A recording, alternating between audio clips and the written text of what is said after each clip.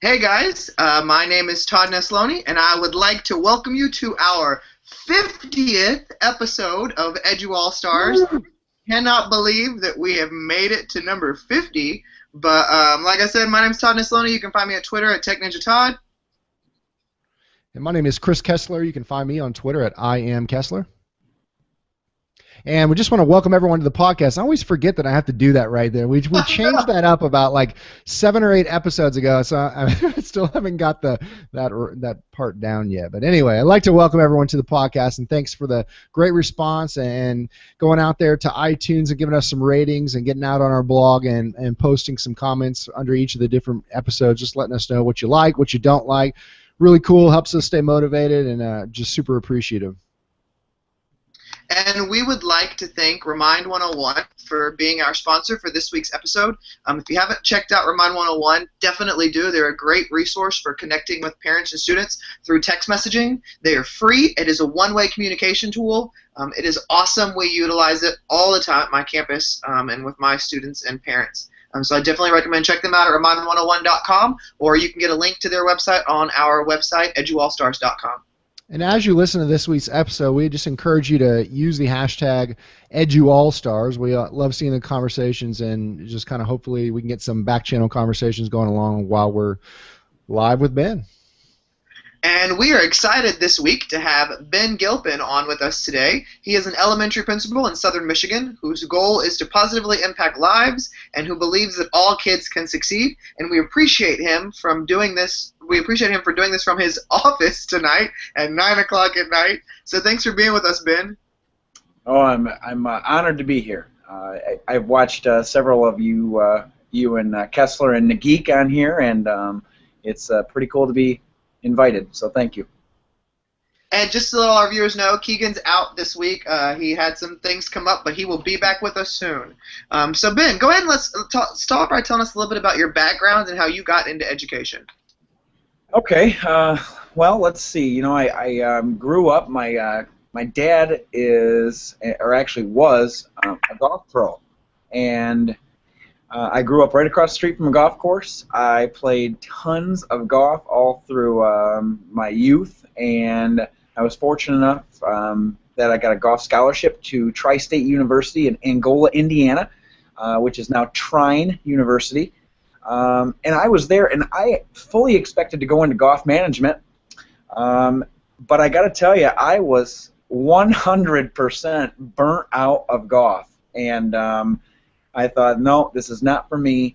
And during my high school years, one of the things that I enjoyed the most was the times that I got to go down and assist in lower elementary classrooms, everywhere from 2nd and 3rd grade classrooms all the way up to 5th grade. And the one that stuck out for me was when I was in high school and I went back and helped a classmate of mine, her mom, her name was Mrs. Brocky, and I was able to help out in her class, and I loved it. So then, as I met my future wife in college, she was going into education as well. And she said, have you ever thought about it? What do you think? And I said, I love working with kids. I just don't know if it's for me. Because my experience in school was never that exciting. I was one of those where I did what I was told, but school was just kind of school. Nothing fantastic or anything like that. So, to make a long story short, I did a big pros and cons list, and I decided I was going to give it a shot. Within 2 practicums in college, I was completely hooked. I loved the relationship aspect with the kids. The elementary students were right up my alley. I felt as though I had found my niche, and the rest is history. And so you actually taught. What did you teach in the classroom? How many years were you in the actual classroom as a teacher? 9 years in 5th grade. 9 years in the 5th grade. Okay, Yeah, so all 9 years in 5th? What's that? All 9 years in 5th grade? All 9 years in 5th grade. I did have a couple opportunities to switch grade levels. I loved 5th grade. I loved it. Self-contained? even the spring I loved, all the hormones that were raging and everything like that. I loved it all. So fifth grade was fantastic. Now being an elementary principal, I get to see the whole spectrum all the way down to our young fives, all the way up to fifth grade, and every single grade level has its own set of fantastic qualities. I still have a soft spot for my fifth graders. So that was my niche for 9 years. So Todd kind of went through this year here, where he stepped out of the classroom starting next year, and I'm in my graduate program right now for administration. And how did you know, like, when you were ready to kind of get out of the classroom and you were ready to, get into administration? Was that the leap, or did you go somewhere before that, or did you go right into administration? Well, I think there was 3 things that happened. The first one was, obviously we have to take continuing education courses, and I didn't want just to take random continuing ed courses. I wanted it to go towards a master's. So step 1 was I got into a master's program. The local university here, Spring Arbor University, had a educational program, and I jumped right in and actually got a lot of friends that I still know that were in the program together. The second step was I had several colleagues that constantly came up to me and said, have you ever thought about it? Or, eventually we're going to lose you to administration because you're really good at what you do. And, a lot of positive praise felt good, but I wasn't really ready. And then I think the third aspect, and I don't want this to come out wrong, but, I'm going to be candid with you, is the environment that I taught in was really heavy with test scores.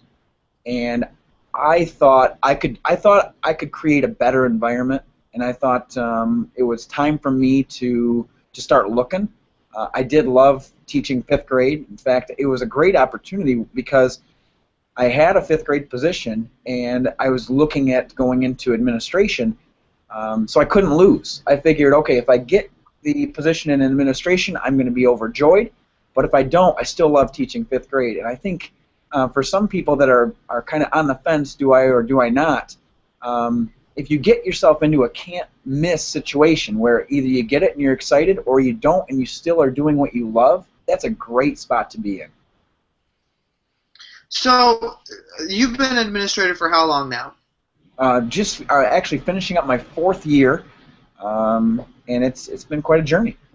So what would you say in those 4 years is probably the biggest lesson you've learned as an administrator? Whew, biggest lesson. Well, I think there's multiple lessons to be learned. The number one thing for administrators is establishing trust. Trust is ongoing, but especially that first year, actually first 2 years, trust is it's one of those things where as soon as you think you got it, it smacks you in the face and you don't have it. It's one of those things for me is my first year was completely trying to build trust, and I felt like I did with several, but not with all. And then year 2, as we all know, teacher evaluations came out. And imagine that. You feel like you're building trust, and then, now you have to evaluate everyone and put a number on them. How do you think that went over? So, that trust is absolutely the number one key. The second thing is, making sure that you've got a shared vision. And, I wanted my vision to be our vision. So, a lot of it kind of came through a process, a lot of conversations. I would say I still feel most comfortable in my one-on-one or small group conversations. And standing in front of my entire staff is sometimes a little daunting. I love having those small conversations that just take place in teachers' classrooms or in the hallway, trying to build trust and build that shared vision. So you're also a connected educator. You got tons of followers on Twitter, and can you tell us kind of a little bit about how you began that journey? And just I know you've also deal with tools like Voxer as well. Talk about Voxer as well. Okay, I'll start with the connected educator piece because once again, to be real candid with you, it was probably one of my darkest days a couple years back that kind of spurred me into being a connected educator. I've got a great administrative team. I have a fantastic staff over here. I mean, I can't say enough great things about them. But in year 2, it wasn't what it was now, and I felt like I was on an island. I felt like I was isolated. I felt stifled. I felt like I was drowning in some ways. And I happened to, I had a Twitter account, but I never used it. And in one instance, it was just an absolute, just abominable week where, I had a staff member get upset with me, I had a parent get upset with me, and I had this to-do list that was 1,000,000 lines long, and I was feeling completely overwhelmed, and I said to my wife, I just don't know if I can do this, and she tried to encourage me, lift me up, and things like that. And then I decided late that evening I was just going to jump on Twitter and just kind of see what it was all about. I knew I had an account, but I didn't really do much.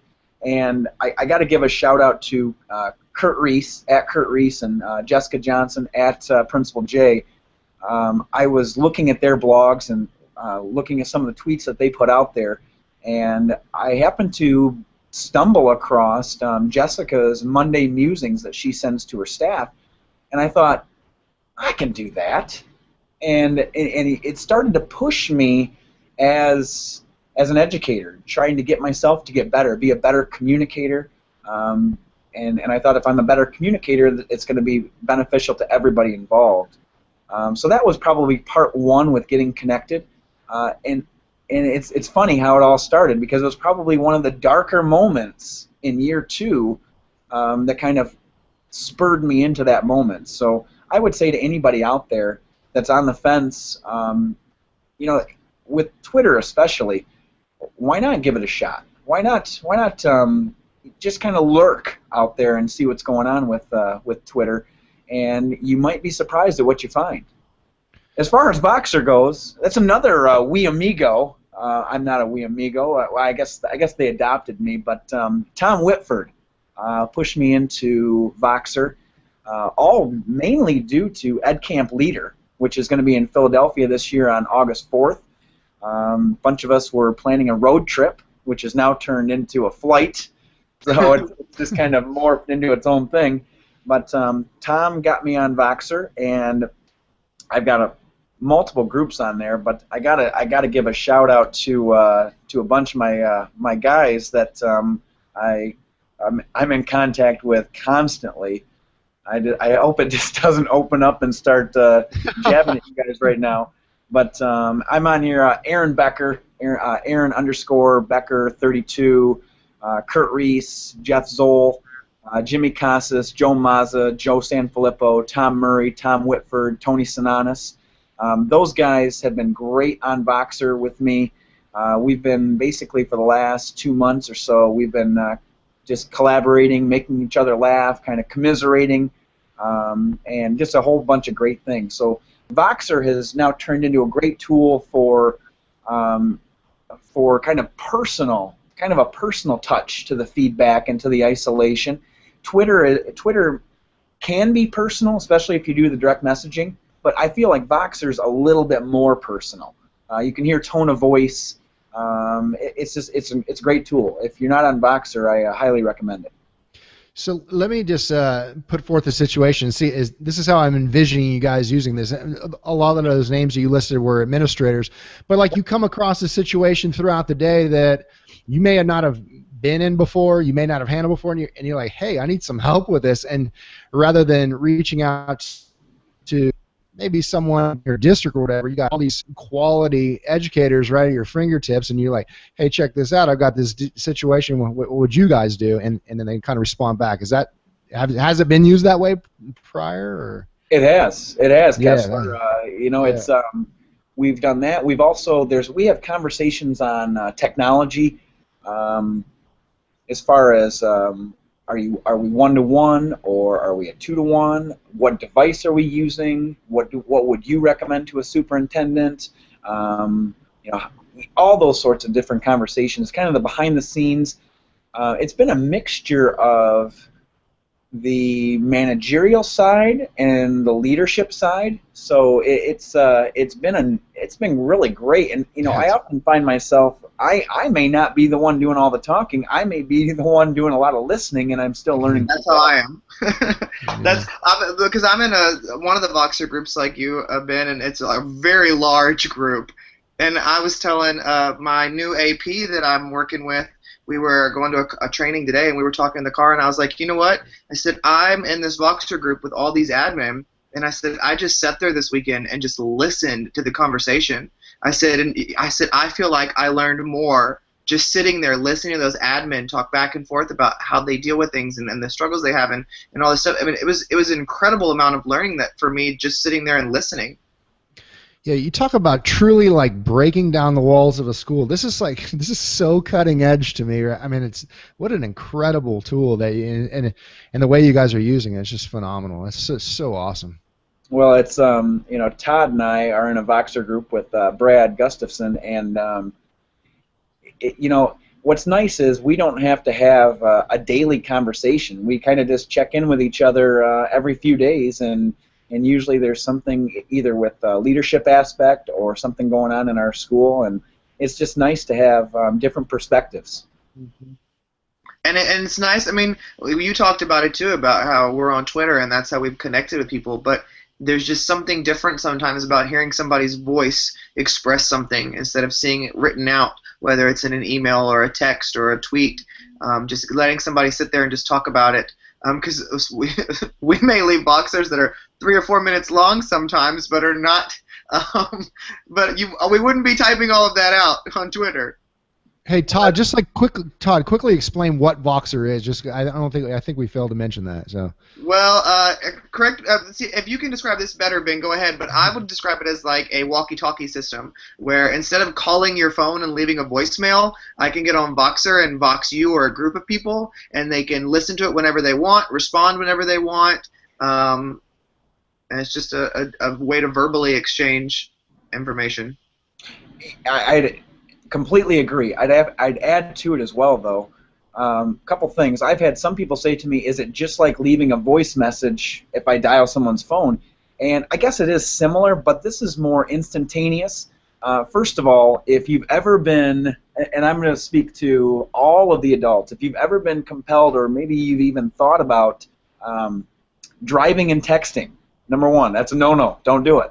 But number two, if you're voxing, you're simply talking into your phone and your eyes are peeled on the road, and I would just say that's another form of a better communication, and don't text and drive. So that's number one.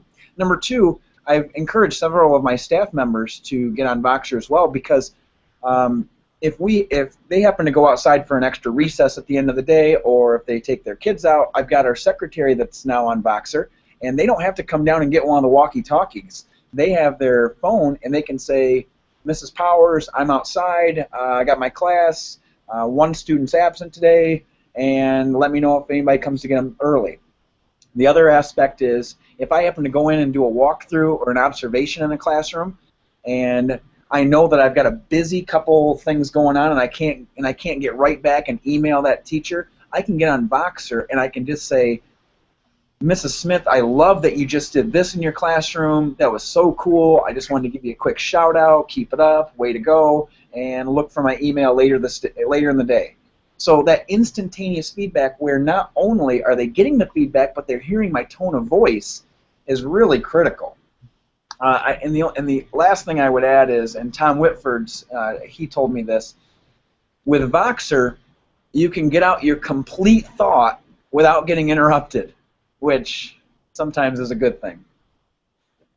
Well, I also like Voxer because I'm a control freak sometimes, and I like that it tells me when somebody's listened to it. And when you leave a voicemail, you don't always get that, because I'm always like, did they get the voicemail? Did they know that I called them? Did it go through? Did everything work? And so for me, for some of my friends, I'm like, okay, I know they read it. It doesn't matter if they responded or not. I know they heard it.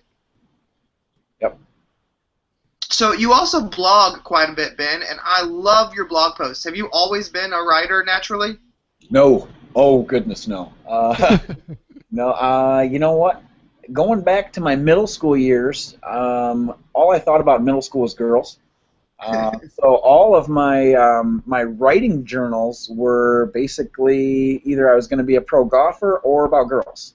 So I didn't do a whole lot of writing, and when I did do some writing, I always felt kind of beaten up by some of my teachers, and I had great teachers. But I think we know more now than we ever have. And sometimes I felt that some of the feedback and some of the marks on my papers were kind of harsh, and it was always grammatical. I got to fix this grammatical error, this grammatical, because I felt like I had great ideas, but my grammar wasn't perfect. Maybe that's why I married an English major, and she can take a look at all of my papers for me. Don't tell anybody that, but that's actually the truth. So yeah, that's basically the story with the writing in the past. But I will tell you, Todd and Kessler, that I feel like I got a lot of stories, and I feel blessed with a really good memory, and I think that people don't mind hearing some of these stories, and I would say that the majority of my posts are reflective, and I don't mind sharing pieces. I don't mind being candid and honest with people and saying this is what I did really well and this is what I bombed and flopped. And I think it's important that we, as leaders, we model some of those that transparency and that willingness to just stand out and say, you know what, I'm going to learn from it, I'm going to own it, and I'm going to move forward. Yeah, you kind of answered this question, but like, what's one of the biggest thing you've learned through blogging? Well, the biggest thing I think is that when I'm in the middle of a blog, it's usually pretty passionate to me, and some people say or have said to me, do these ideas just pop into your head? And most weeks, something will start kind of brewing like Tuesday or Wednesday, and I know exactly which way I'm going to go with it. This week, I've got a really good idea which way I'm going to go with it, but I know I'm going up to Mackinac the next 2 days. I may see something in Mackinac that I go, oh, got to do that, and then that one will get kind of shelved, and I'll just kind of jot down some notes. But first of all, I got to be passionate about it. Second, I've got to, I try to make it so it's connected to what we're doing here at Warner. And what I found is so many things that we're doing here at Warner, people connect to around the world. And I find that to be really cool because I know I taught 15 minutes from here. And it wasn't the same district. It was a completely separate district. And I always thought, I'm amazed, or look at how good this school district is. They're amazing. I bet they do everything completely different. And there's so many things that Western does that are phenomenal, but kids are still kids. Adults are still adults. So when I'm putting out the stories of Warner, people connect to it because I think that we all are in the same little dome together where we can relate and understand what's going on across the country. Kind of breaks down that barrier. Mm-hmm. So moving back to you as an administrator and you on your campus, how do you build that sense of community? Because you talked about how you put a lot of work into building trust within your staff. How do you build that sense of community on a campus as an administrator? Number one, you got to model it. You got to be, and number two, you got to be visible. Number three, it's got to be attitude.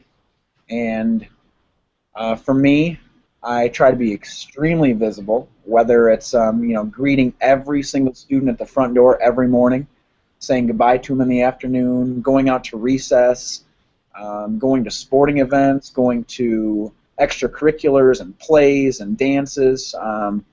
And when parents see you show up to an event and they see that dedication and that visibility, I think they tend to really appreciate it, and they know that you're invested. The other aspect, the positive attitude, for me, I don't know how better to say it. Being the Warner Elementary principal makes me a better person, because every day I know that I need to be great for my 408 students. And not only my students, but also staff and community and everything. But I need to be great for my students. I need to be positive. I need to be given high fives, and I need to be their biggest cheerleaders because they are counting on me to be consistent and uplifting. At times, I got to be the disciplinarian. But even when I'm disciplining a student, there's a lot of conversation that goes into that. There's a lot of trying to be a teacher and not just a disciplinarian. And that's the role that I've tried to be from day one. Understand it's one of those Stephen Covey's 7 Habits. Seek first to understand, then to be understood. And that's really the role I try to take as an administrator. I try to understand first before I pass judgment. What about when you have to work with getting teachers on board that may not want to be on the ship with you, that may not have a positive outlook, or not that you probably have any of those teachers at your school at all, but every school has the negative Nancy's, and how do we get those people on board? Well, I've been told multiple times if you can shift a naysayer, that is probably a naysayer to the positive speaks volumes of leadership. Mm-hmm. And I can't say that it happens all the time, but I would say, even at Warner Elementary, I would say 90% of the staff reads my blog. My goal is 100%, but I've been told by several people that 90% is pretty darn good. That's damn good.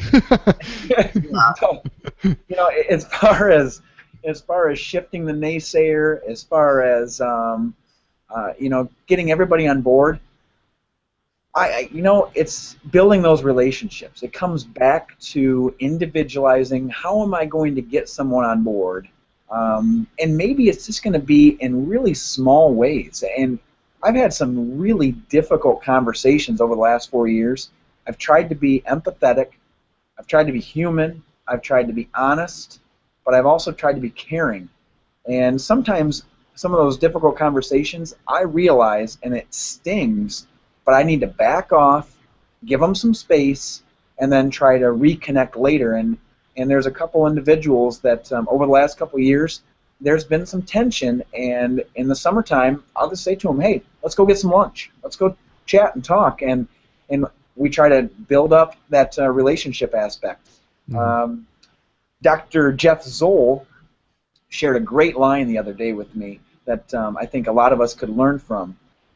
His local pastor had shared a strategy, and the strategy with dealing with some challenging people and challenging situations is you need to trace the problem, face it, and then erase it. So trace it, face it, erase it. And I thought that was a great line. In fact, it'll probably be a blog post probably sometime soon for me. But we all deal with challenges. And where did it come from? Where's the challenge? Where's that challenge kind of? Where's the origin? How can you deal with it head on? And then once you deal with it head on, how do you move forward? So how do you erase it? Mm-hmm. Well, Ben, there's a lot of stuff that goes on in any career, whether you're a teacher, administrator, whatever part you play. How do you stay grounded and focused on the positive things that are happening around you instead of allowing yourself to get sucked in by the negative? Well, it's probably a handful of things for me. It's trying to keep balance, trying to keep perspectives. I've got 2 great boys. I've got a 6th grader, and I've also got a 3rd grader. I've got a absolutely amazing and supportive wife. I've got a great administrative team, and I've also got one heck of a PLN that when I'm having a rough day, within moments, they're going to lift me right up. I mean, I think it was last Wednesday or Thursday, I just had kind of a cruddy day, and I got on the Vox, and I got on Twitter, and I had Todd. Todd, you were lifting me up. Brad Gustafson, Amber Tiemann, Joe Mazza, Jimmy Casas. I mean, I got guys all around the country and females all around the country just helping lift me up. So, having a great PLM like that really helps.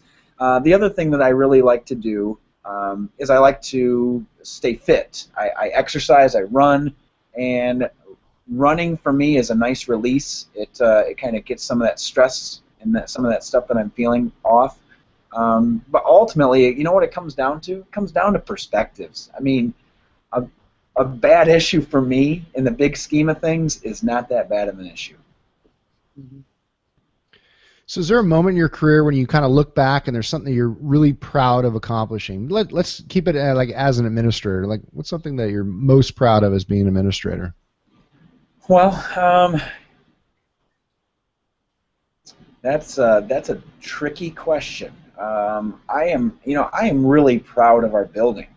I'm proud of what we are now. I'm proud of the journey that we're on.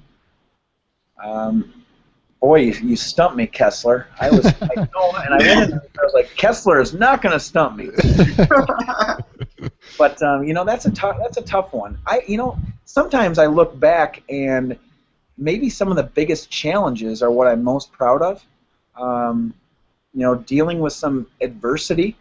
And my first year here at Warner Elementary, there was a lot of adversity. We had my secretary, and bless her, she is an angel. She lost her husband to mesothelioma.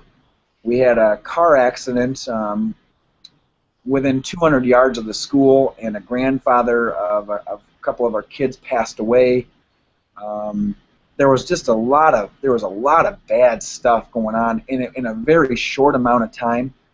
And I walked into the teacher's lounge with all the staff in there, and this was maybe 6 weeks on the job.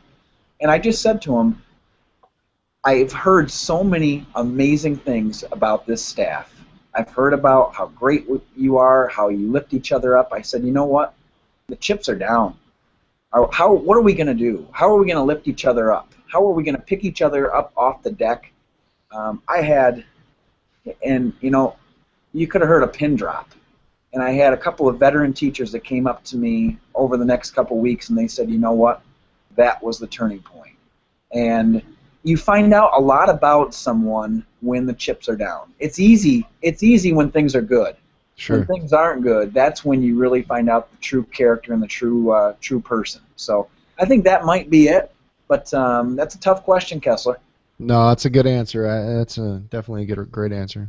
Well, it's such a serious answer for our non-serious next question. Yeah, Transfer over. Get back up. Now, before you ask this question, real heavy. I felt like I was like, wow, we may have our first crying moment, and this is our Oprah moment here. Now, before you ask this, I gotta say, I want to keep it light, but I cannot even compete with Jeremy Heath. Nobody. That was amazing. My head's still spinning from that one. That was what, 4 or 5 weeks ago now. Keegan always says that's his favorite because he couldn't stop laughing. He was like, I didn't even know what to say. I didn't even know how to react. His tweets are very similar. I mean, they like, you see his tweets and you see like his neurons just firing all over the place. It's just crazy. Well, I mean, I'm telling you, Ben, you need to get one of your teachers to do a mystery Skype with him because it is just as entertaining. But then your kids get to partake. That's what I did with mine, and they ate it up. I'll remember that. I got a couple that I'm sure would do it. Well, Ben, if someone were to describe you in 3 words, what 3 words would you hope that they would use to describe you? I would hope for caring, because I know that that's a big part of who I am. I would hope that they would say that I'm dedicated, and the third one, I always strive. I strive for consistency, and they probably wouldn't say that. They would probably say that I'm very reflective. That would probably be the third area that they would, and that's probably fine.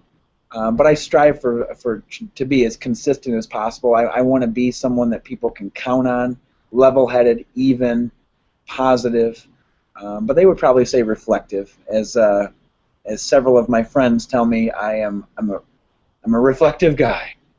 Yeah, that's good. Have you always been that way, or that's something I've learned in my later years? I'm now almost 40 this summer, and like it's something I've had to learn like in the last probably 5 years. Well, I probably should credit my father on that one. And I do that with a scrunched up forehead because I can't tell you how many times I was on the golf course and I'd get done and he would make me go back shot by shot through my round. What could you improve? What could you do better?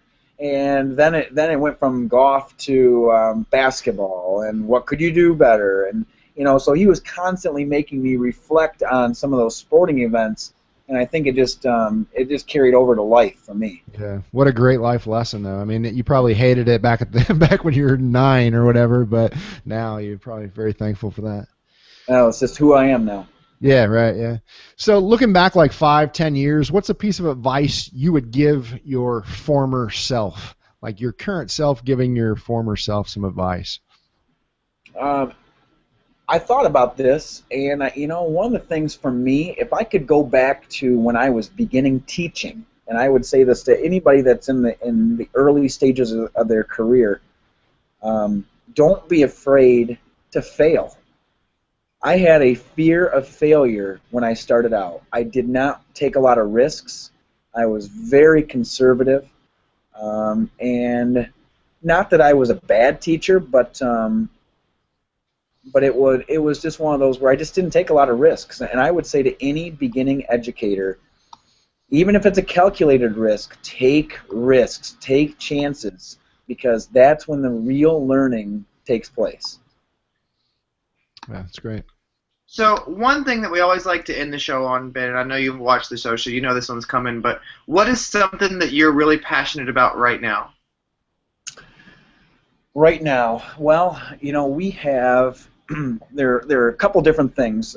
We are trying very hard to tell our story in the Western School District. And Colby Sharp, the handle for Colby is @ColbySharp. He's a huge part of the Nerdy Book Club and Nerd Camp that's going to be out here at the Western School District on July 7th and 8th. Yep, that's a promo. Thanks, guys. He and I are doing Panthers podcast, and it's been very fun. In fact, today was our fifth episode. We've been doing it for about 5 weeks. We've got them on iTunes. We've got them on Podomatic, and it's basically just highlighting the stories of Western educators, because the goal that we really have is trying to promote ourselves and say, hey, look how great things are here in the Western School District. The feedback has been phenomenal. We're trying to be somewhere around the 15-minute mark. We're just a shade longer than we want to be, but we're getting better. But that's something right now, trying to tell our story and share it with the community has been a big part of probably the last month and a half or so for me. On top of that, I'm just going to put a little plug in. We have started a couple after-school programs, and I'm excited by these. The first one was a Minecraft club, and it went for 12 weeks. And I'm going to admit it right now, I really don't know much about Minecraft, but I can speak the lingo, and I can definitely kind of run it as the person in charge of the club. The kids loved it. We had actually 97 kids participate in Minecraft Club over Monday, Tuesday, and Wednesday. So it was about 32 each day. And we also had a Lego club that went on as well. And we had about 70 kids in our Lego club. So I love the after-school clubs, getting parents in the building, getting kids excited about being at school. And the Panthers podcast is probably the most current one. So thanks for asking that. Yeah, that's awesome. So who's the audience for that Panthers podcast? Like, is that for the community or parents, that kind of thing? Yep, it is. It's community, cool. It's community and staff. And the feedback that we've received from the Western School District staff has been phenomenal. I mean, they're awesome. learning about things that are going on in the district that they had no idea about. Yeah, we've got 6 buildings, and we're basically 3,000 in our district, and most people know everybody, but you don't always know what's going on in the classrooms, and you don't know those behind-the-scene things. And this has been a great way to highlight some of those stories being told in the classrooms that we just don't know all about. So we've really enjoyed sharing that stuff. Yeah, that's another fantastic idea. I've got a lot of takeaways from this episode for sure. So yeah, we just really want to thank you for coming on tonight, Ben. It was really cool to get to meet you. I've heard lots about you from friends, common friends that we have, and it's really nice to get to talk to you. So I just really appreciate you coming on and spend some time with us. Hey, I appreciate the invite. Number 50, right? That's pretty cool. Number 50. That's significant. You're a milestone episode, Ben. Absolutely, we were shooting for this one. Number 50. That's right. When people go scanning through the hundreds of podcasts, they're going to stop on those milestones because they're going to figure these people are more important than the other ones. So. Ways you can connect with us: Twitter at EduAllStars HQ. Man, we need to lose that HQ, but anyway, we'll figure that out sometime. Somebody already has the other one. Well, we can get rid of it because he doesn't use it. So we need to sequester that from him. I think someone told us how to do that once. That was actually the Department of Education told us how to do that because they've done it before, right? So we need to figure out how to do that. Anyway, you can hashtag us with EduAllStars, and then does that even make sense? I don't think it does, but anyway, website eduallstars.com/podcast. You can find all 50 episodes of the EduAllStars amazing interviews, and then also on iTunes you can search out EduAllStars. If you just type in EduAllStars in Google, you're gonna find all these things. So as Chris crashes and burns here. Well, and summer's upon us, and Chris, Keegan, and I have a lot going on this summer, but we didn't want to leave our listeners and our viewers out with some fresh episodes. And so even though Chris and Keegan and I are going to be very busy in June, what we're going to do is we're going to do a special marathon interview series on Sunday and Monday. So this upcoming Sunday, we have June 8th, we have 3 episodes that we're going to be recording. At 7 p.m. Central, we have Nick Provenzano. At 8 p.m. Central, we have Ryan McLean. And at 9 p.m. Central, we have Andrea Keller. And then on Monday, you'll get our 4th episode in 24 hours. On Monday, June 9th, we're interviewing Kim Bearden, who is the co-founder of the Ron Clark Academy, and she also teaches at the Ron Clark Academy, and she's got a new book coming out. So we are so excited that she found out, that she gave us time to talk to her as well. And so that'll cover us for the month of June as we take off the rest of the days and travel and have crazy schedules, but leave y'all with some episodes and some learning that'll still take place. Yeah, and all those will be live, and we'll kind of drip those out onto iTunes every couple of weeks throughout the summer, or throughout June until we get back on a regular schedule. So again, we'd like to thank Reminder 101 for sponsoring the podcast. Amazing app, website, tool, and thanks for everyone for listening. Thanks, guys.